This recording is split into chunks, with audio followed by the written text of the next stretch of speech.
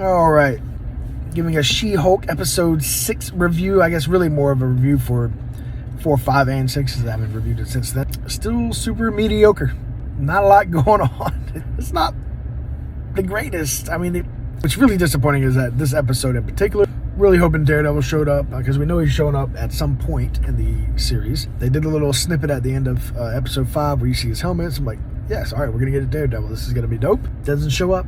I don't know when he's showing up. I'm assuming at some point he's showing up. At this point, I'm really hoping they don't destroy his character, because every single character they have right now, I mean, there's no good characters in this at all. They're all trash characters. There's 0 good male characters. You got Josh in this latest episode, but somehow I have a feeling that he's not going to be good either.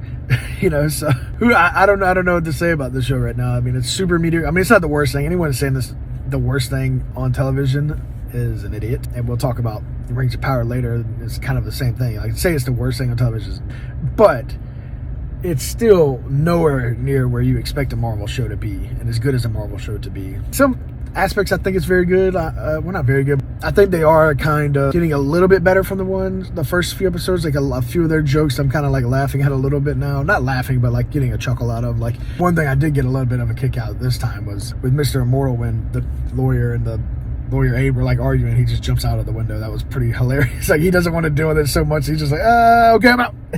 And he's gone. So that was pretty funny. It got me a little bit of a chuckle. Still not great, but I don't know what it is. I mean, some of these shows right now, Rings of Power's dealing with, they're just not good. Not good writing. The writing is awful. And it's like, if you're spending all this money, like, why are you not hiring people who can actually write? It's just no one out there. Like, not a lot of them out there. And you're just like, I guess we'll take a chance on this one. I don't know why when you're doing a show like this, you're spending all this money, like, you don't have better writers, and that you're not. I guess in fairness to this one, actually, a lot of this stuff, they're like very good ideas. They're just very bad at writing the actual story, I guess, and the dialogue and executing on it. On paper, a lot of the ideas they have, like going to a wedding. That's cool. Okay, cool.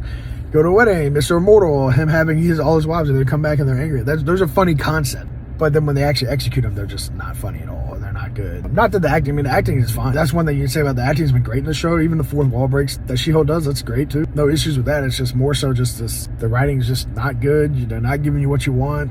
With that being said, I mean, it's obviously going to be 5 out of 10 episode, and the last 3 have been that way as well.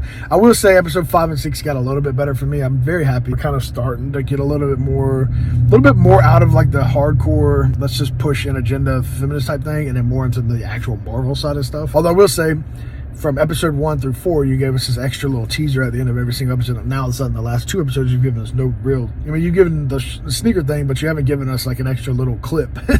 It's like weird to like make it a standard thing for the first 4 episodes, and then not for the next 2. So we'll see if episode 7 has that. Oh, so far, super mediocre. I mean, they really got to get it better. I don't understand why not. I'm gonna watch the last 3 just because I'm a big Marvel person. I just want to watch all the Marvel stuff, but it's a little bit of drag. Like, I'm almost kind of happy that they're 30 minutes long. Normally I'm like, oh, why are they not an hour long or an hour and 15? Like, I'm a big proponent of like these shows when they're really good. Like, I was wishing like something like Wheel of Time would have done, which to push, these aren't on normal television. It doesn't matter. Like, make it an hour and 30 minutes an episode like Stranger Things did if you need the time. But with She-Hulk, kind of glad it's 30 minutes. That's pretty good.